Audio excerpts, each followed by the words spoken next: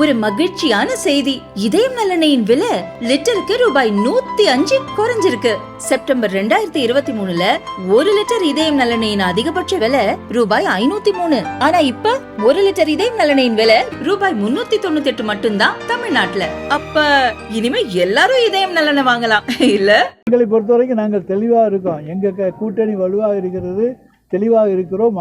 மக்கள் நல திட்டங்களை முன்வைத்தால் போதும். அந்த அளவுக்கு இன்றைக்கு மக்களிடத்திலே, தமிழ்நாட்டு மக்களிடத்திலே மிகப்பெரிய எழுச்சியை உருவாக்கி இருக்கிற அரசு, தளபதியினுடைய அரசு. இந்த ஆட்சிக்கு எதிரான எந்த விதமான மனநிலையும் மக்களிடத்திலே கிடையாது. ஆன்டி இன்கம்பன்சி இல்லாத ஒரு அரசை எங்களுடைய முதலமைச்சர் நடத்தி கொண்டிருக்கிறார். நாங்கள் கொடுத்தோம்னு சொல்றாரு. எங்கள்கிட்டேருந்து எவ்வளவு வாங்கினீங்க? இன்றைக்கு உங்களுடைய இந்த 10 ஆண்டு காலத்தில் ஒவ்வொரு ஆண்டும் நிதிநிலையிலே உங்களுடைய வருவாய் எந்த அளவுக்கு அதிகரித்திருக்கிறது, பன்மடங்கு. அதற்கு ஏற்றாற் போல எங்களுக்கு தந்திருக்கிறீர்களா? உத்தரப்பிரதேசத்துக்கும் பீகாருக்கும் ஆந்திராவுக்கும் கொடுப்பதைப் போல எங்களுக்கு தந்திருக்கிறீர்களா? மராட்டியத்துக்கும் ராஜஸ்தானுக்கும் கொடுப்பதைப் போல எங்களுக்கு தந்திருக்கிறீர்களா?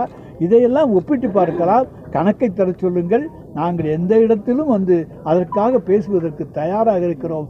தமிழகம் ஒட்டுமொத்தமாக புறக்கணிக்கப்படுகிறது என்பதை எங்களால் தெளிவாக சொல்ல முடியும்.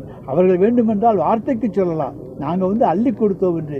நீங்கள் அள்ளி கொடுக்கவில்லை, கிள்ளி கொடுத்திருக்கிறீர்கள். எங்களை பொறுத்த வரைக்கும் ஒன்று மட்டும் சொல்றோம், எங்கள்கிட்ட இருக்க ஒரு ஆளை கூட, ஒரு அணியை, ஒரு கட்சியை கூட இழக்க எங்களுடைய தலைவர் தயாராக இருக்க மாட்டார். கூடுதலாக ஒத்த கட்சிகள் எல்லாம் அவர்களுடைய சம்மதம் இருந்தால் அங்கே வருமே தவிர நாங்களாக தனித்து எந்த முடிவையும் எடுக்க மாட்டோம்.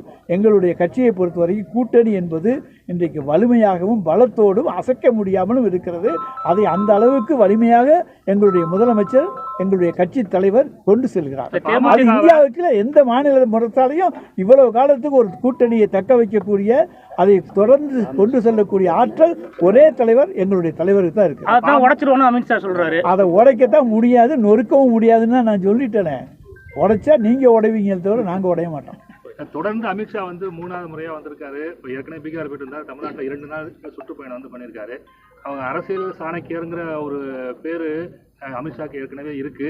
இந்த சூழ்நிலையில தொடர்ந்து தமிழ்நாட்டில் ஒரு டார்கெட்டை பண்ணி 2026ல் பண்ணணும் அப்படிங்கிற மாதிரி ஒரு கார்னர் பண்ணி பண்றாங்க. அது நம்ம எந்த அளவுக்கு நம்ம சக்சஸ்ஃபுல்லா இருக்கும்? திமுக எந்த அளவுக்கு பாதகமா இருக்கும்? திமுகவுக்கு எந்த பாதகமும் வராது. ஒரு சாணக்கியரை விட மிகப்பெரிய ராஜதந்திரி எங்களுடைய முதலமைச்சர், எங்களுடைய தலைவர். அவருக்கு முன்னால அடிபட்டு போகும். அவருடைய சாணக்கியத்தனம் எல்லாம் தமிழ்நாட்டில் எடுபடாது.